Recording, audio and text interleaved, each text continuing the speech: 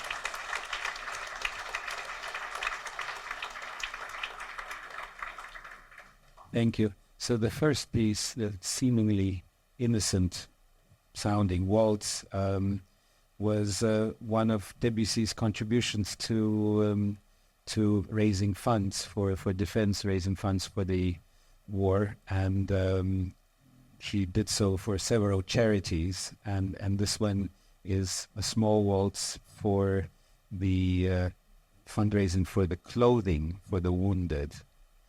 And at the same time, I said seemingly innocent, I think you may have noticed the limping and the off-footedness of this waltz, and it shows you the mastery of Debussy, but also the deep meaning of the seemingly small and often overlooked final pieces. Of course, we know the 12 Etudes, the piece for two pianos and Blanc and Noir, but these small pieces, as Heinz Holliger, who is one of the contributors of texts, he and I did an interview where Holliger, being himself a great composer and musician, talks about the significance of these pieces, and he made an allusion that he finds that the late pieces of Debussy are like portals or door frames of the ways that Debussy saw music could develop, his music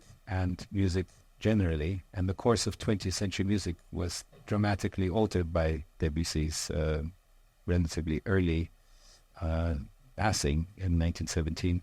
And so these are portals of new ways and new visions. And I think one of these is the second piece that I played, the Elegy, almost sounding like a cello piece. And this is written 2 weeks after his cancer operation and illness that he never, surgery that he never recovered from. And so 2 weeks later, he ends this piece, and I think the loneliness and the desolation, which is both personal and of what's happening in the world around him at the time, is palpable.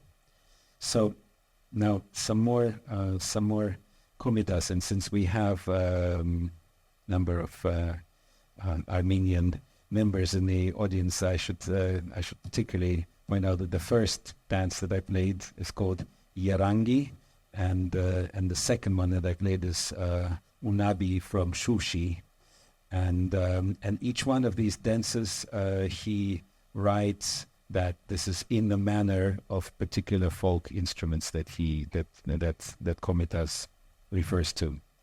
So now another 2 dances of komitas.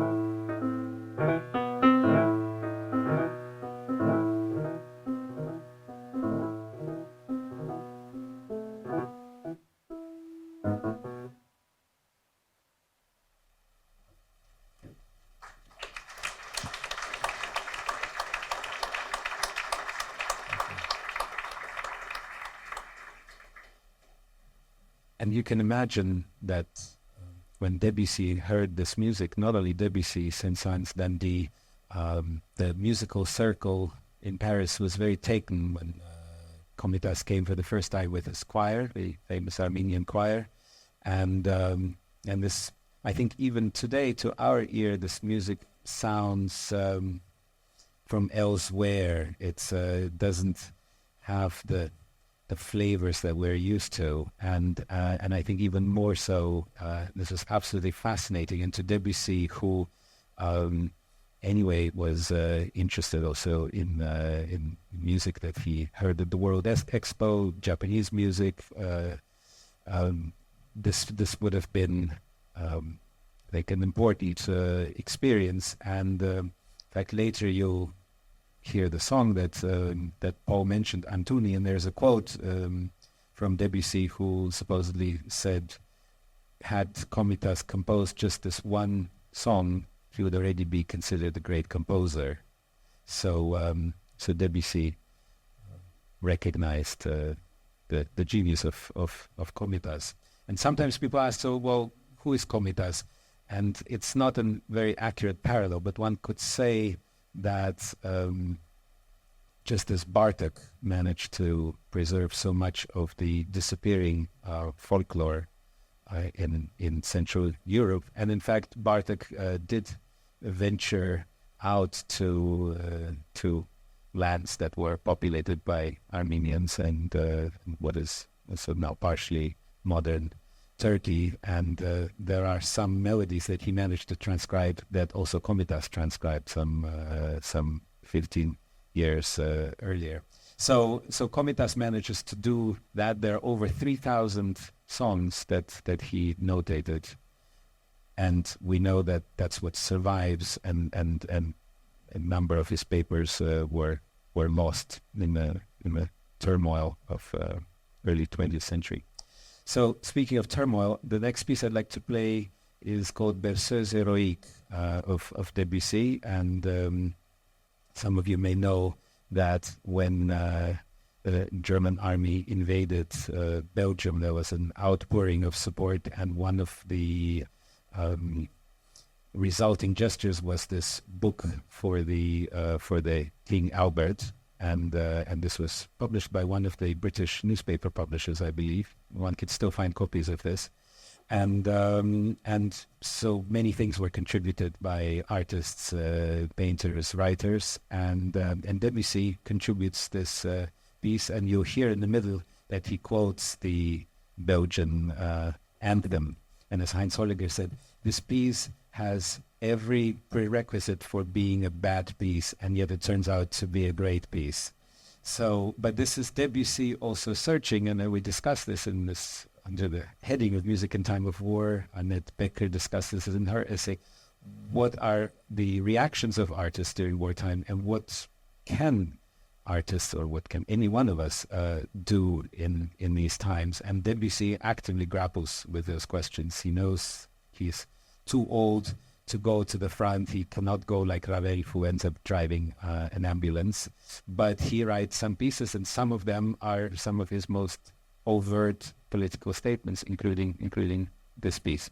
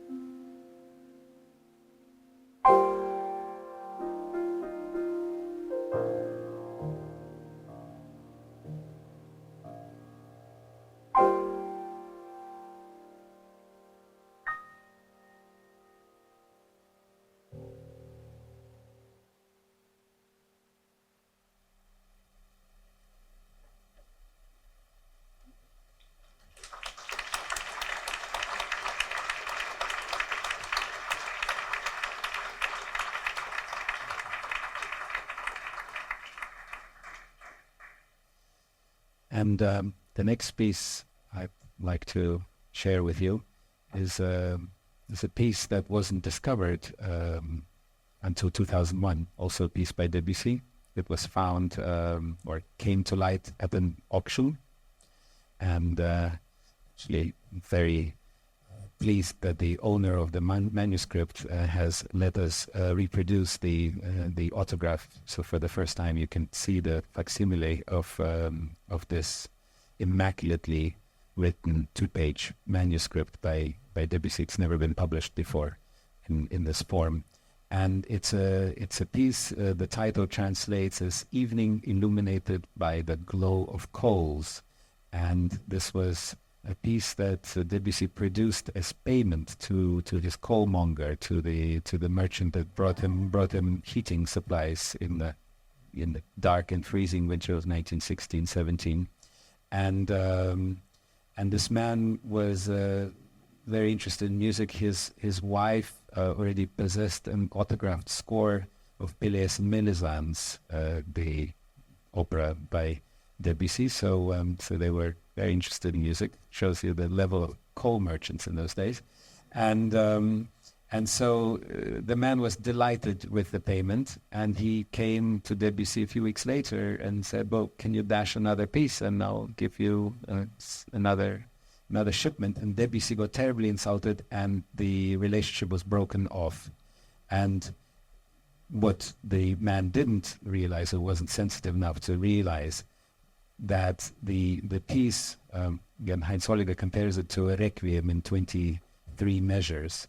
On the surface, this is a beautiful atmospheric piece, quotes earlier preludes, earlier pieces of Debussy, and it's a bit like a dying man gathers his friends around the deathbed and says goodbye, except in the case of Debussy, he gathers these favorite cells or little strands of pieces that have been so dear to him, and takes leave from that. Even the metronome mark is not accidental. He writes tempo equals 55 beats per minute, and 55 was the age of Debussy at the time. So every tiny detail is not by chance here, and of course, therefore, it makes sense that he was very offended that the man thought, well, if you keep dashing those up for me every couple of weeks, so I'll keep bringing the goods. So it's a very, very special piece, and again, one that's been overlooked. Actually, a lot of musicians don't know of its existence, but this is the final piece for piano by Debussy.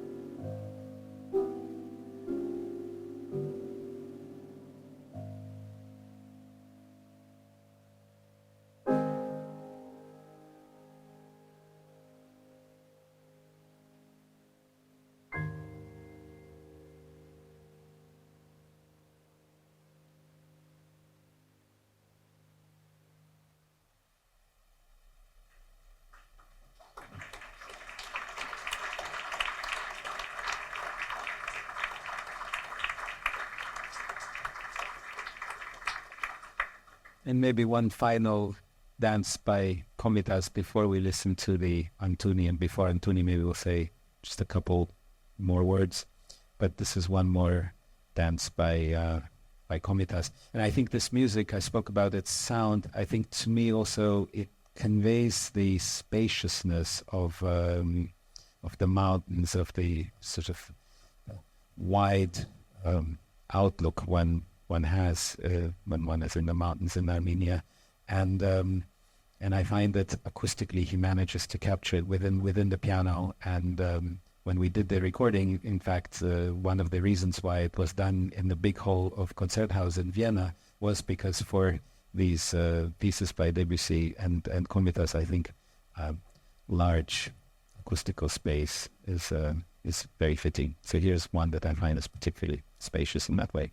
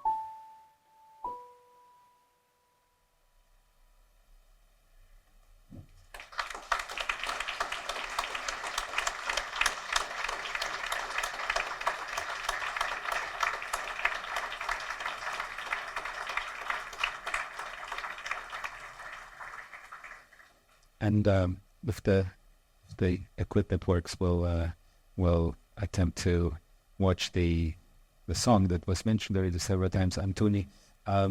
Two tiny facts connected to the recording. When I was looking for a singer, and it's a particular set of skills that one needs. It had to be somebody that would feel at home singing Armenian songs by Komitas.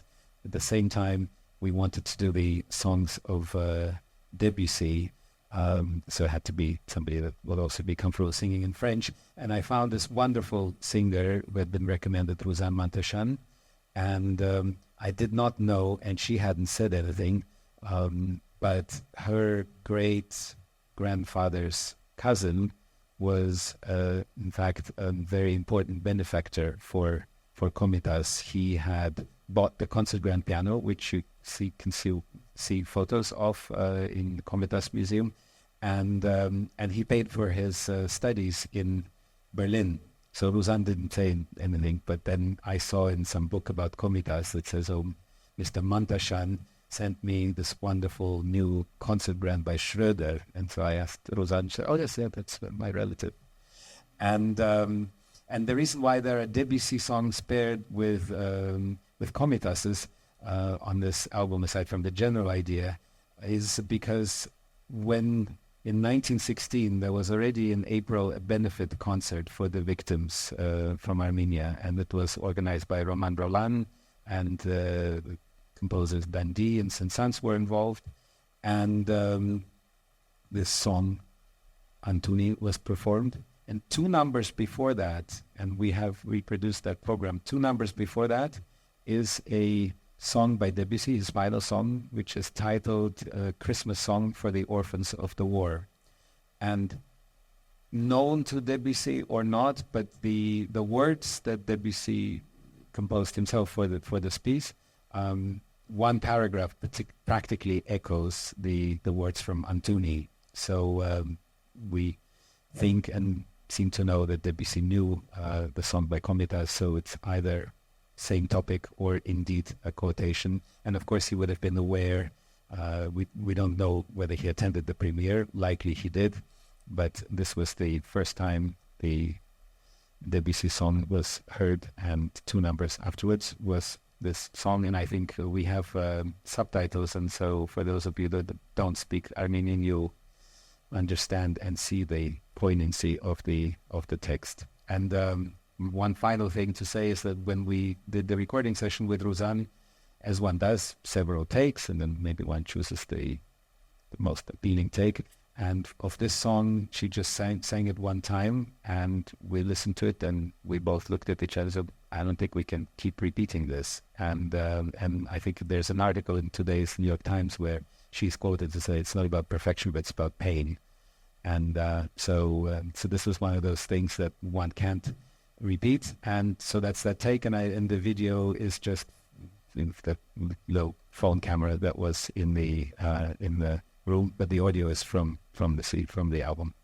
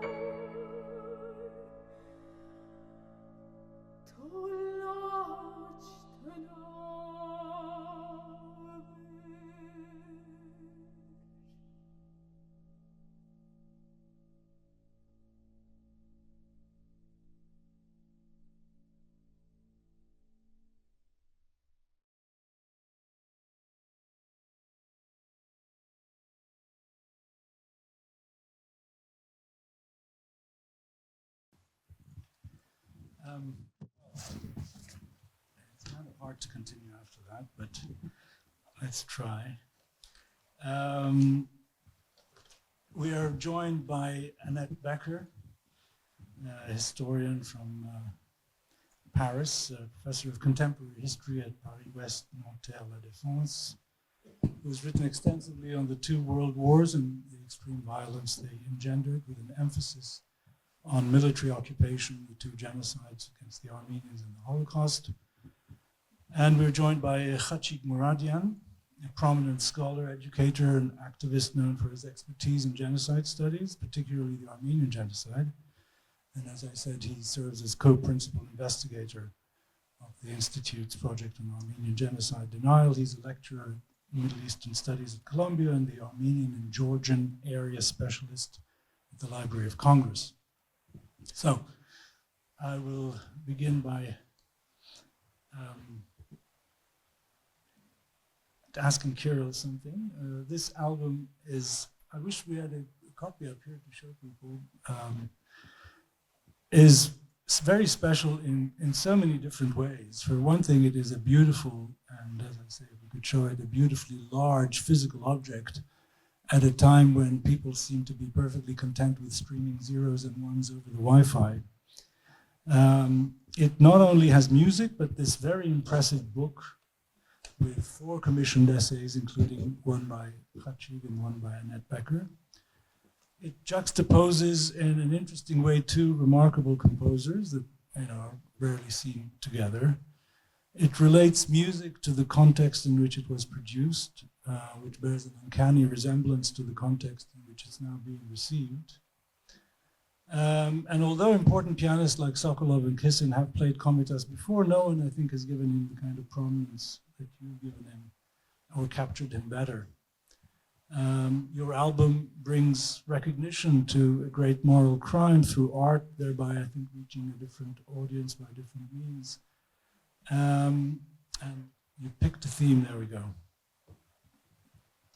You picked a theme that resonates, unfortunately, to this day. So the question to you is, how did you come up with all this?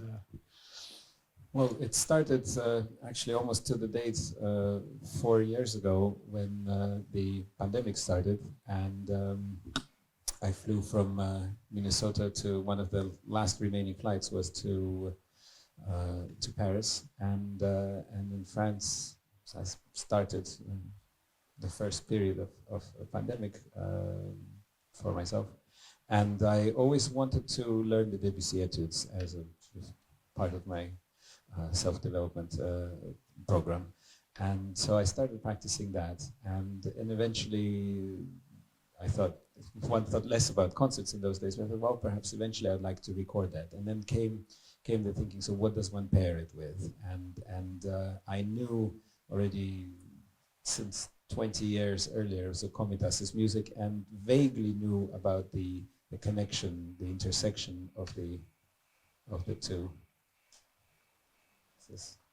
So many electronic sounds.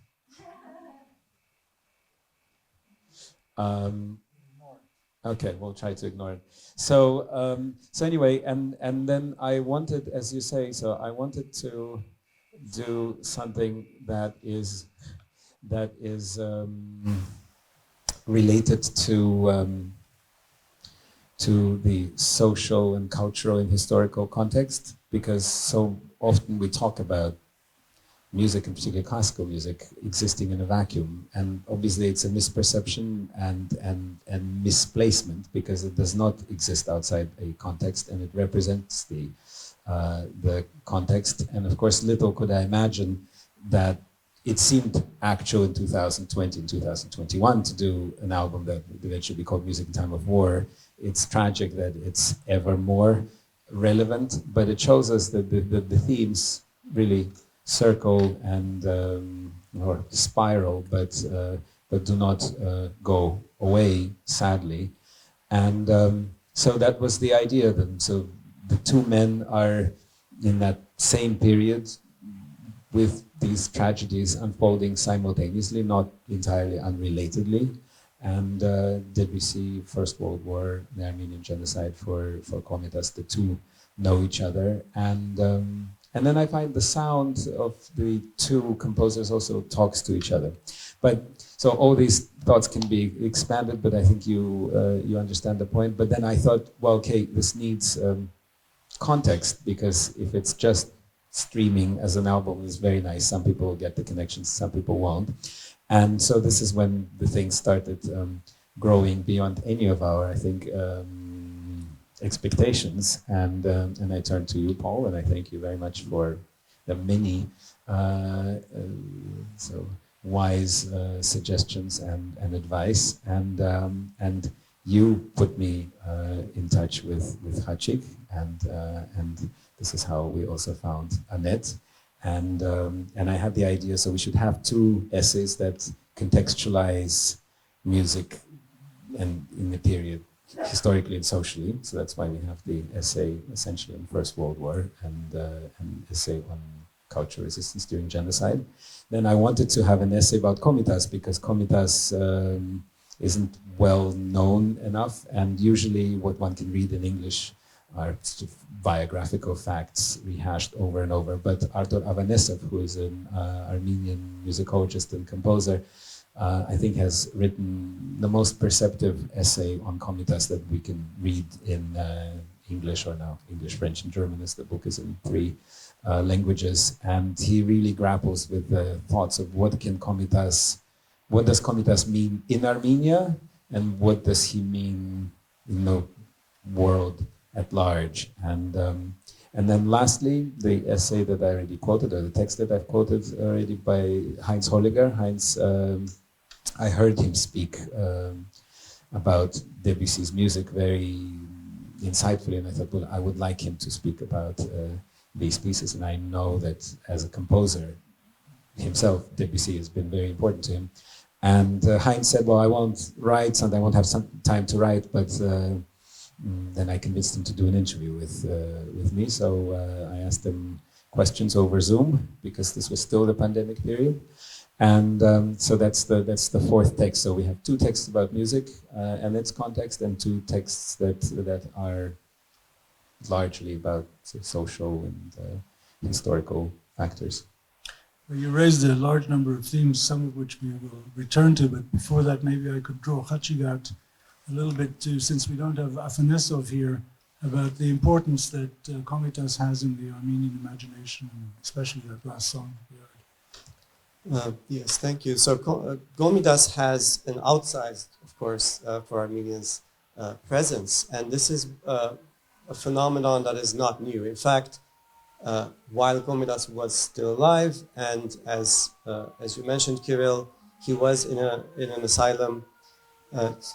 His 60th anniversary was being celebrated both in Soviet Armenia and also in certain cases in Paris, just a few miles from where his asylum was. And this is also the period where across the Armenian diaspora, we see Komitas's music becoming, and his life experience and life story, very much becoming synonymous of the genocide and its legacies. As someone who was arrested, who was among the intellectuals and artists arrested on April 24, 1915, and one of the few who physically survived that ordeal, and then as a person who was silent for a very long time, and his silence sort of echoes the silence that the survivor generation lived with, right? So in many ways, Komitas was that figure that, although away from sight for most Armenians, he's very much present and there in their reality and reflects their experience. Add to that the fact that at some point Komitas also becomes a symbol of resilience and survival. And that is why it's almost, because he salvaged so many of Armenian folk music and songs, his voice, there's this kind of thinking in the diaspora that you may try to silence Komitas, but there are different ways in which we will actually make his voice resonate around the world. And across the world, you have dozens, if not at this point hundreds, of groups that are formed, right? named Komitas. The Komitas choir, this and there, from Australia to the Middle East, to Europe, to the United States. So this becomes a phenomenon while Komitas is languishing. And then after his death, this, of course, spreads further beyond. Thanks, Khatchig. Annette, maybe I could draw you out about, there seems to be an interesting intersection between the lives of Komitas and Debussy. What do we know about that intersection? We know that Komitas, as Kirill said before, came to France in 1907, 1908, and he was famous enough. And I think it's important to know now that we barely know who he was. But at the time, he was famous enough to meet the great composer of the time. And so Debussy was very interested, Ravel also. And it was also because at the time, a lot of composers were beginning to think about listening to so-called popular music and see how it could match with the classical music. And Komitas was very important in that. But the second reason, or perhaps the first, is that the repression, the pogroms against the Armenian had begun at the end of the 19th century. And a lot of French intellectuals, musicians, artists, writers like Romain Rolland, as you quoted before, already had been on the side of the Armenians in the 19th century, and perhaps the most famous is Jean Jaurès, who spoke already in 19th century with the word extermination. So when Komitas was representing, I was very well said, the kind of soul of Armenia came to France, obviously it was very important. And there is an intellectual and musical reason, and also a political and a friendly vision of the most advanced French who thought that their universalism had to be friendly with the Armenians. One of the interesting effects of this juxtaposition of Komitas and Debussy is to relate two things that, strangely enough, at least in the United States, I think it's different in Europe, are not related, which is the First World War and the Armenian genocide. So I've met many American historians teaching a course on the First World War. I say, well, do you discuss the Armenian genocide? And they hesitate and then say no. Imagine teaching World War II and not mentioning the Holocaust. So why do you think this separation has happened? I think the first reason is that the genocide happened in 1915, and it was really a war crime, and I will come more about that. But the Americans entered war only in 1917, but it doesn't matter. I think if my colleague don't teach the Armenian genocide in the same time as the First World War, they miss something very important, because the Armenian genocide, the word genocide did not exist at the time. Perhaps we come back to that, or I explain now, as you wish, that the word genocide did not exist. But when the Young Turks, the state of Turkey, decided to deport and famine and rape and destroy the Armenian people, they had done it before. There were pogroms before, as I said, but because of the war, they could hide this under the war. So without the war, probably it would not have been this so well done extermination. But at the time, the word did not exist. But the person who invented the concept of genocide, Raphael Lemkin, he invented it not in 1943, as generally thought, but after working a long time on the Armenian extermination during the 20s and the early 30s, and in 1933 he was nearly ready. He spoke about crime of barbarism. and he came with the term genocide to kill an entire people. He came to it in 1943, speaking again about the Armenians. And the first person, at least in Europe, who understood what it meant was somebody who was a great friend of Komitas. It is Shavar, I don't know how to pronounce the name, the editor-in-chief of the Armenian paper Harac in France, and it was in 1945. So for the first time, an Armenian said, this guy in Nuremberg is speaking about genocide, but it is exactly what happened to us. And he finishes his article, which is extremely moving. He said, the world is going worse and worse. No progress from Aleppo to Auschwitz. And he uses the word, and he's the first Armenian who understands that what happened to the Armenians and his friend Komitas in 1915 and in the years after was a genocide. And we have to believe, because he just said that till now, a lot of people and a lot of countries still don't realize that it was a perfect genocide. Physical genocide, biological genocide means that you kill the women and the children, so you are sure it will be no more Armenian on the earth. And most important for us, for Komitas, cultural genocide. You destroy the churches, you destroy the manuscript, you destroy the music, and for Komitas, you destroy his soul. So he never composed after the genocide, even if he was alive. And last irony, his asylum was in Villejuif.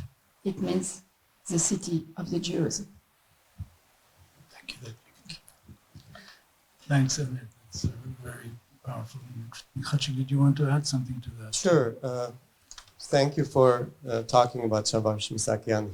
He was another survivor of April 24 arrests. In fact, they weren't able to find him, and therefore he was not arrested. He was one of the few who were on the list, but was not arrested on April 24, 1915, and eventually becomes, as you mentioned, the editor of Harac in France.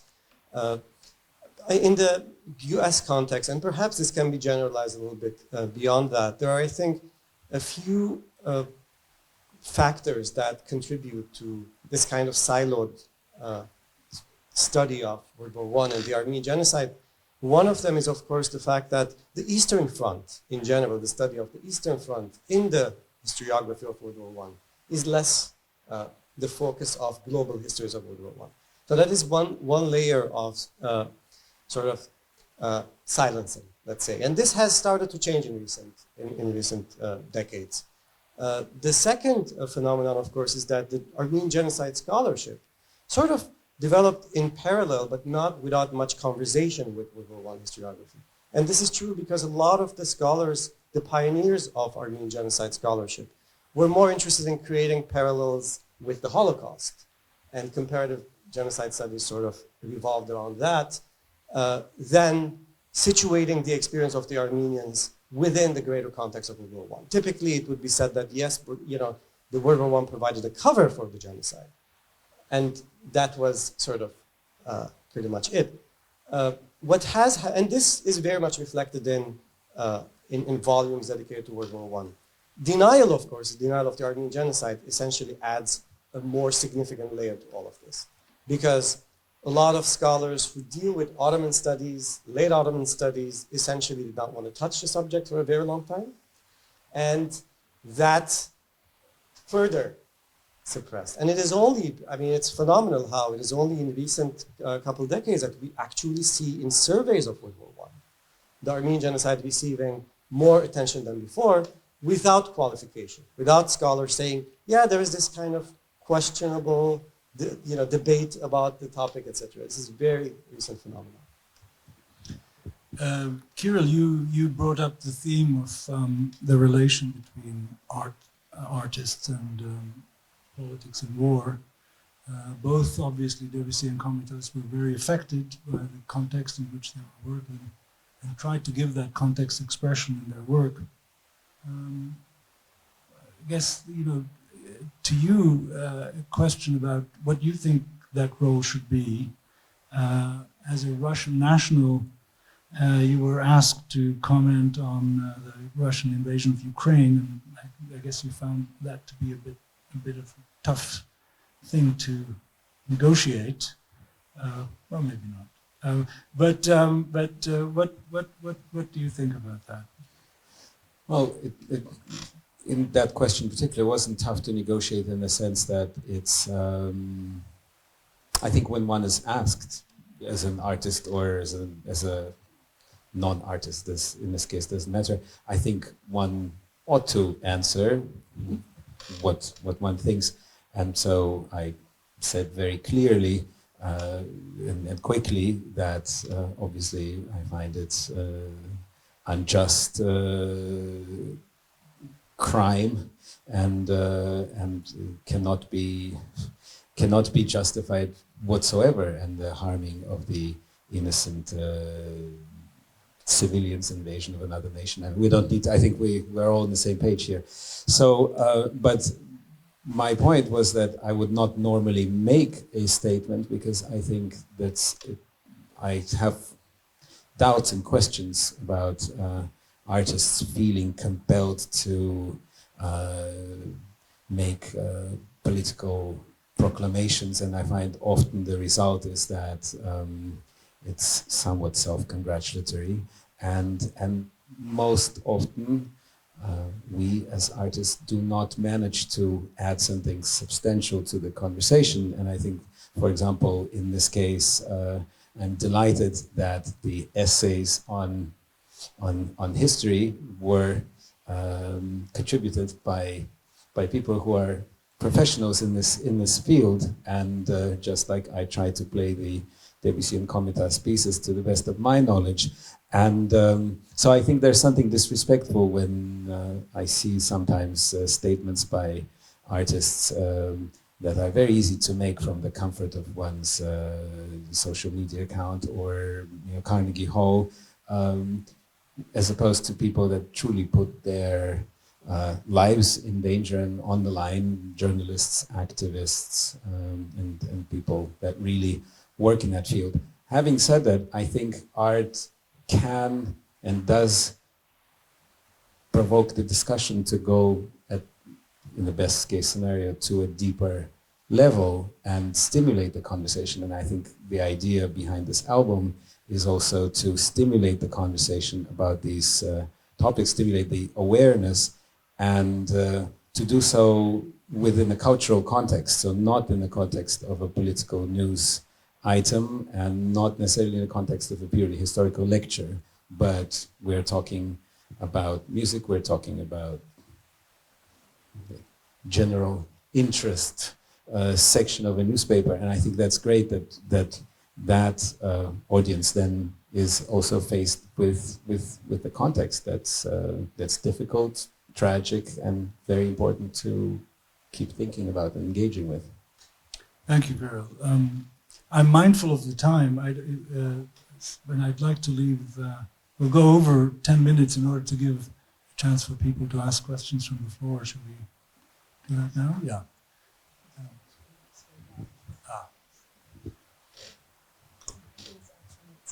We'll alternate sides.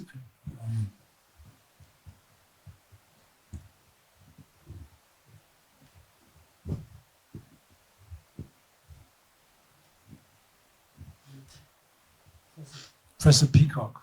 Hello, yes, thank you. Wonderful, fascinating session.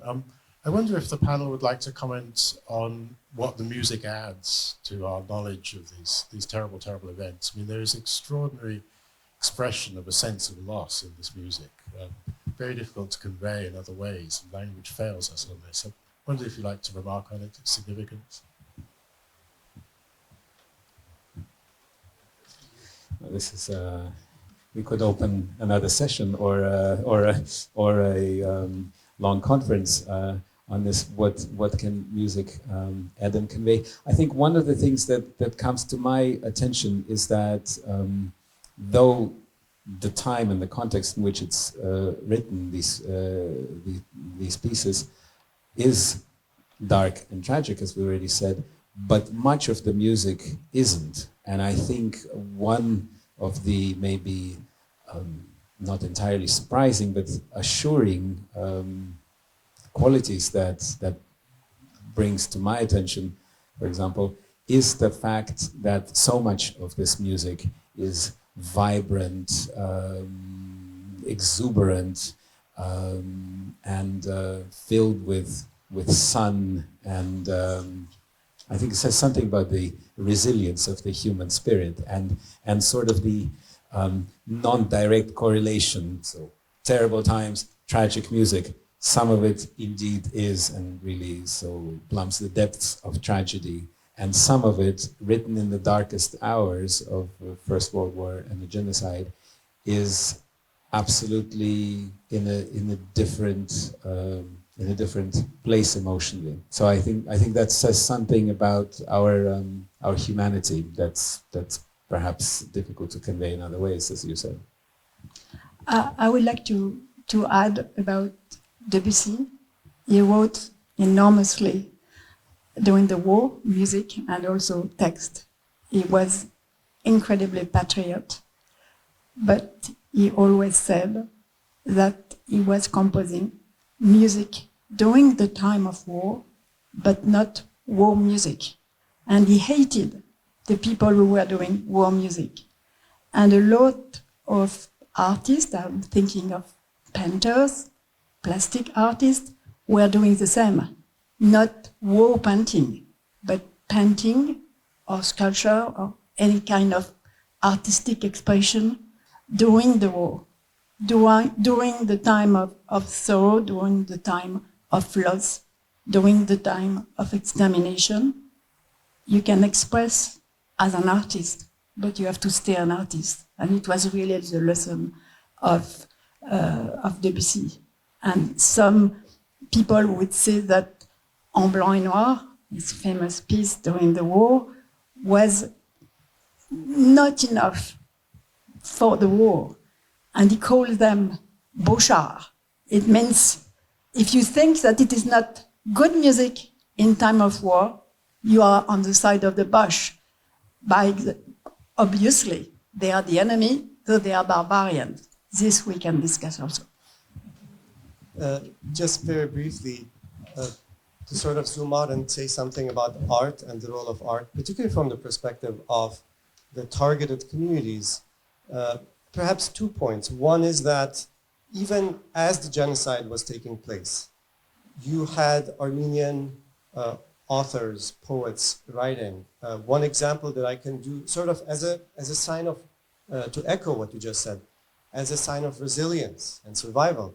One example that is less known is a book that was published in 1919 in Constantinople, and it's a book of poems called Songs of the Desert by a survivor of the genocide who was in the darkest corners of the Armenian genocide in Syria along the Euphrates River. And some of the poems in that collection, a lot of them relate to the genocide and the experience and what he witnessed, and some of them are phenomenally sort of about love and beauty. And he, in one point, he meets a Circassian woman, and he writes a poem dedicated to her, right? It's a fascinating phenomenon. And one reason why I am in awe of this project that Kirill spearheaded is because also this is a strong way of discussing and affirming without really giving lectures and talks, right? It's no surprise that the first major effort by the Turkish state to silence and suppress the acknowledgement of the Armenian genocide was not a protest, was not a country recognizing it. It was the making of the movie 40 Days of Musadar in the 1930s. So it is art that has that kind of power that transcends, right? As Kirill was saying, you know, a lecture hall. And therefore, just like it is very affirming for the survivor community. It is also what is often targeted and silenced as part of the cultural erasure and silencing. Thank you, Khatchig. Professor Marsoubian. Yes, well, thank you for this great performance and panel. And I was thinking after hearing that beautiful rendition of Batumi, the fact that art often takes on meanings after the initial production. And in that case, of course, that song means so much. It was written before the genocide. It captured something about the Armenian experience of diaspora. There was a diaspora before the genocide, but it took on a greater meaning for the Armenian diaspora after the events. And that's true of a lot of art. I use art in my course on the Armenian genocide, and sometimes the question arises, oh, but that was written about the Adana massacre and not the Armenian genocide. And I say, yes, it was, but it's taken on now a more iconic role in the Armenian experience of the genocide. And that's true with a lot of art. A meaning is not fixed at the time of the composition. It's not fixed by the intention of the author. The meaning changes over time, and in some cases, it takes on greater meaning. I don't. That wasn't a question there. I'm sorry, but No, Thank you. Thank you very much for your comment. I would like to add something, because you speak about the wonderful piece we heard, and you said there was a parallel, an incredible parallel with Debussy, Noël pour les enfants qui n'ont pas de maison. But when Debussy composed it, he composed it by compassion for the children, but also in the head of the German. And if the lines are the same, as you said, extremely truly, they don't have houses anymore. The immigrants don't have houses. The exterminated, definitely not. But the French children, they will get again houses when it will be the victory over the German. And he asked, and the word are by Debussy also, he asked that Christmas, Father Christmas, doesn't go anymore to the houses of the German children. So there is a brutality of violence in the words, which is also a little bit in the music, that here is definitely in the context. You cannot use it after the war. You cannot believe that Debussy could write that. But to be a great patriot, you had also to say that the enemy was the enemy and hate the enemy. You did not have to. It was part of the patriotic side, on each side, obviously. And that's where a genocide is different, because a genocide has no side. A genocide is a wiping out of a population, of a people. And that's why you can use the same words, not for the war. So we'll have time for just one last question. Before I take that, it will be on this side. Let me remind you that there'll be a reception on the 9th floor. I think it's room 912, Lee, is that right? 914. And that some copies of the album are available at a discounted rate right outside the hall on your way out, if you're interested. And so for a final question, who's got Yes, hi. Thanks. So I have a follow-up question actually about the syntax. I loved hearing Komitas first of all today. It was magical. My question is to Kirill about the naming of the album, Music in Time of War. And I would like to hear where your thoughts were, when you're brainstorming, or your thoughts when you're naming this album, and in the context of Komitas calling it music in time of war seems a bit misleading, since even though like the whole conversation is about genocide, just the name of the album still is going with the legacy of denial. Well, I thank you for the question, and it's an important one. I think there is certainly no attempt to mislead. I think there is a practical side of remaining accurate here. While we couldn't quite decide to call it music in time of war and genocide, or specify which genocide, I think music in time of war, at least to the impression of our team, was encompassing the specific period and the events of the war at large, world, and the events of the war in general.